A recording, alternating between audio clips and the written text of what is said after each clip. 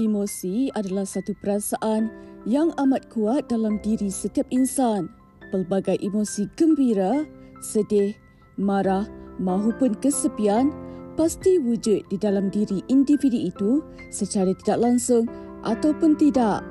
Salah satu yang sering tidak diambil endah mahupun diabaikan adalah perasaan sepi atau kesunyian.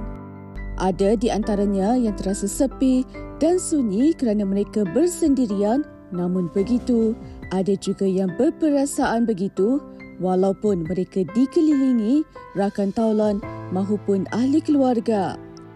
Mengikut kajian yang dilakukan, bagi mereka yang lebih cenderung dengan sikap suka menyendiri, ia dikatakan berisiko untuk menghidapi penyakit mental berbanding mereka yang mempunyai hubungan sosial yang lebih baik dengan yang lain.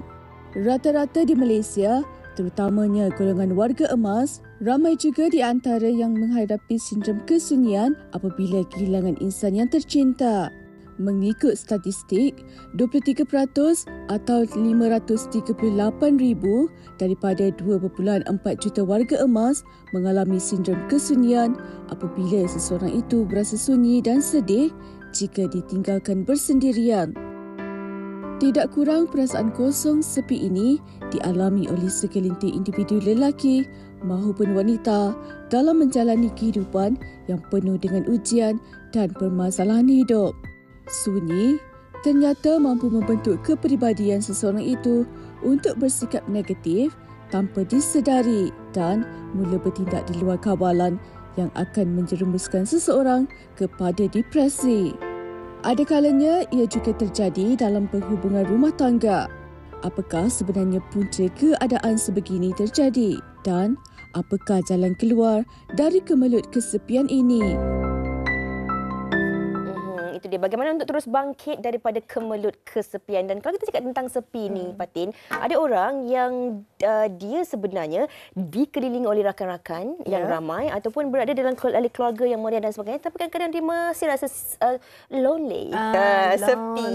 Sebab kebiasaannya ada orang merasakan bahawa kalau sepi itu seringkali dikaitkan dengan orang yang keseorangan, orang yang bujang dan sebagainya. Namun hakikatnya ini kita nak bincangkan, ada dalam kalangan anda yang mungkin masih lagi merasa kesepian walaupun anda dikelilingi oleh rakan-rakan dan juga ahli keluarga yang ramai. Persepsi masyarakat kita, dia belum berkahwin, dia sepi. Ada juga dalam rumah tangga, walaupun dia ada anak, ada suami, namun jiwanya juga sepi. Dan mungkin ada juga dalam kalangan anak-anak kita yang mungkin kurang kasih sayang ataupun kurang keluar dan sebagainya untuk bersosial. Sepi juga jiwanya. Dan hari ini kita nak bantu untuk kita sama-sama terhindar daripada masalah kesepian ini. Kita nak bawakan anda dua tetamu kita di studio yang mungkin boleh membantu kita berkenaan dengan topik ini. Dan bersama kita, tidak lain dan tidak bukan, Dr. Tengku Asmadi Tengku Muhammad, perunding motivasi kita hari ini. Doktor, sihat? Baik, Alhamdulillah. Terima kasih, Fatin. Dan juga kita bersama dengan Profesor Madya, Dr. Nur Izzati Saidun, pakar perunding geriatrik Jabatan Perubatan Pusat Perubatan Universiti Malaya. Geriatrik. Okey. Sihat, Doktor? Alhamdulillah. Terima kasih. Alhamdulillah. Dan kalau kita cakap tentang geriatrik dan juga motivasinya, ini kita nak kongsikan sudut pandang daripada kedua pakar kita ini. Bukan saja dalam kalangan kita yang masih lagi muda sehingga ke peringkat dewasa, tapi juga bagi kalangan warga emas yang mungkin memerlukan perhatian dan juga sokongan kita daripada mengelakkan mereka daripada mengalami masalah kesepian. Mungkin kita buka gelanggang perbincangan kita ini bersama dengan Dr. Tengku dululah. Boleh, Doktor? Boleh, Prof? Boleh. Okey. Kalau kita cakap tentang sepi ni, kita selalu sebut tentang perkataan sepi. Orang putih kata apa? Lonely. Okey, tetapi kebiasaannya stigma masyarakat melihat individu-individu yang seorang, tak ada pasangan, tak ada kekasih, tak ada anak dan sebagainya, mereka akan dilihat sebagai orang yang kesepian. Namun hakikatnya ada juga kategori mereka yang dilihat bahagia dari segi luaran, namun mereka ini yang sebenarnya kesepian dan juga kesunyian. Baik. Kalau tanya saya, sepi ni dia disebabkan oleh adanya dalam jiwa ni bilik-bilik emosi yang tidak terisi. Okey, kosong. Kan. Contohnya ada orang dia rasa sepi disebabkan dia tidak diberikan perhatian. Kan, anak yang tak diberi perhatian, dia rasa sepi. Kenapa asyik orang lain diberi perhatian oleh ibu ayah, tapi kenapa tidak dia? Dia rasa sepi. Ada orang dia rasa sepi disebabkan kurangnya kasih sayang. Kan, kasih sayang tak diberikan. Walaupun hidup ada pasangan, tetapi dia tidak dapat rasakan kasih sayang itu. Maka secara tidak langsung dia rasa sepi. Sebab tu tadi di luar tadi saya bersembang, saya baru saja minggu lepas jumpa seorang yang usianya dah pun hampir 70 tahun, masih ada isteri dan dia kata dia rasa sunyi. Disebabkan dia tidak mendapat kasih sayang, sentuhan daripada isteri dia. Dia kata bukan about sex, tetapi tentang belayan mesra, perhatian. Dan ada mungkin juga mereka rasa sepi disebabkan oleh tuntutan batiniah yang tidak kesampaian.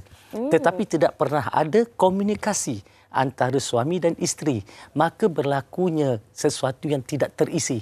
Jadi banyak perkara yang berlaku yang menyebabkan berlakunya kesunyian disebabkan tidak pernah nak meluahkan, tidak pernah nak bercerita, malu, takut dan sebagainya. Maka berlakulah, dilaluilah fasa-fasa hidup dia dengan menerima apa yang berlaku dan akhirnya dia sepi. Okey, baik. Dan kejap lagi kita nak tanya kepada doktor bagaimana untuk kita melihat ataupun kita nak kenal pasti orang di sekeliling kita mempunyai masalah kesepian ataupun mereka ini sunyi. Sebelum tu, nak tanya awak sepi ke tak? Kadang-kadang sepi, kadang-kadang okey. Okey. Okey. Dan saya nak berbalik kepada Profesor Izzati. Mungkin juga kalau tadi doktor dah sentuh berkenaan dengan secara umumnya yang mana kesepian ini mungkin boleh berlaku pada setiap individu. Tapi saya nak tanya bagaimana agaknya keadaan ketika ini yang mana melibatkan warga emas. Kalau sebelum ini mungkin mereka tinggal dengan keluarga besar dalam rumah yang besar. Bila anak-anak dah membesar, dah berkeluarga, mereka tinggal berdua. Dan adakah keadaan ini kritikal ataupun mereka memang betul-betul terkesan disebabkan masalah kesepian ini? Untuk warga emas, kalau bercakap pasal warga emas, pasal sepi tu memang quite a common thing to happen lah. Especially selalunya perubahan. Transaksi kata anak-anak keluar. Kadang-kadang anak-anak keluar, dia sendiri tak sempat anak-anak keluar, berubah kerjaya, berpencin. Semua ni akan menyebabkan perubahan yang mendadak dalam masa yang singkat. So, bila kita berkerjaya, tak semestinya bekerjaya itu pasal financial, but we have friends kan, kita ada kawan, jadi kita ada benda nak buat, ada benda nak bincang. Selalu sibuk kan? Selalu sibuk, ada plan ni, ada plan tu. Tapi bila kita pencen terus, bangun pagi nak buat apa ya? Kosong So itulah sepi atau kosongan. Itu baru mula dengan kerjaya. Betul, anak perlahan-lahan berubah. Anak pun dah ada keluarga sendiri, dah tak macam biasa. Kita tak perlu nak rancang. Macam saya kan emak.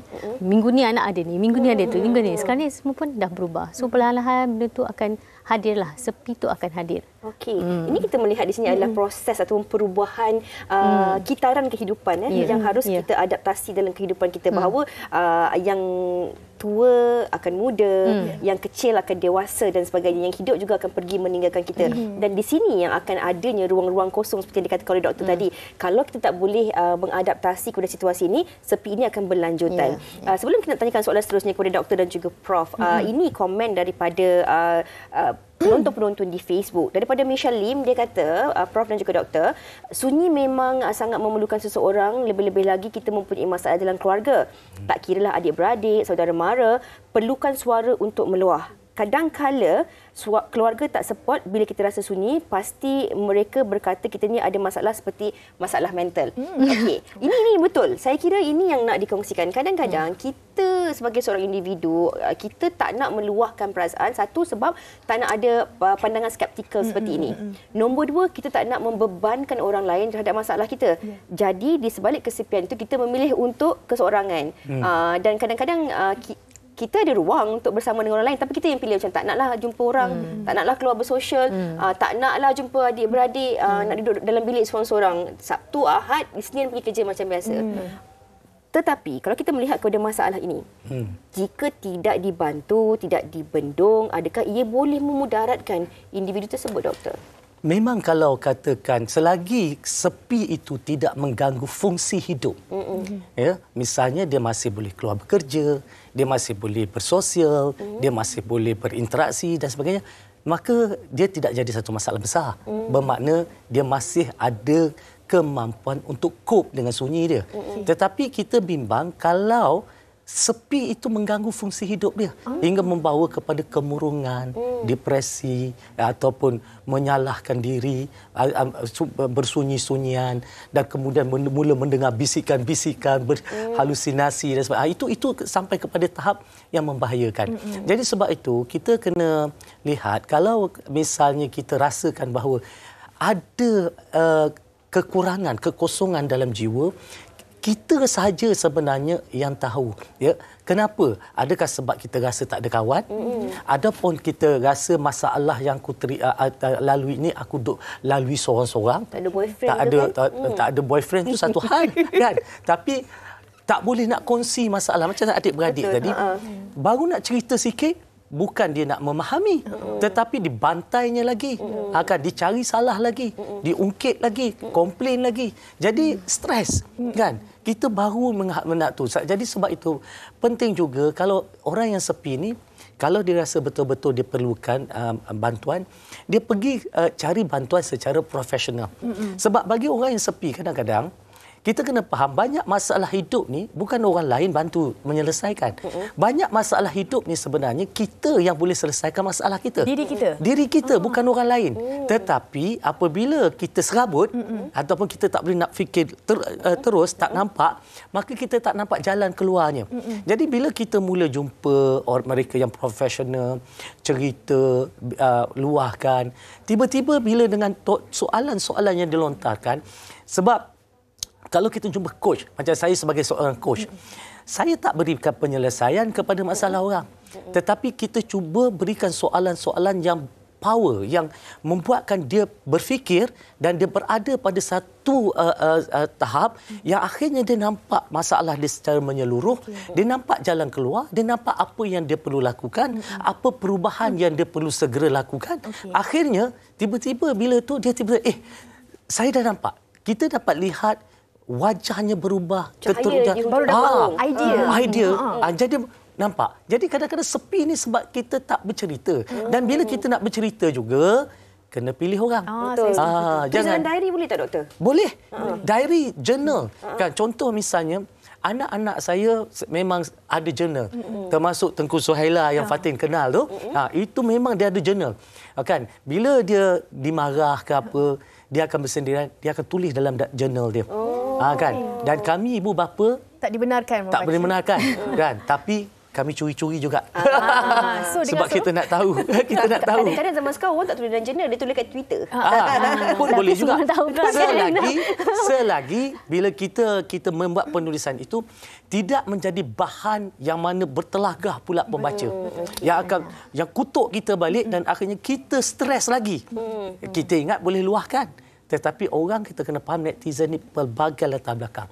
Sebab tu saya galakkan ramai orang kadang-kadang belajar untuk mula menulis.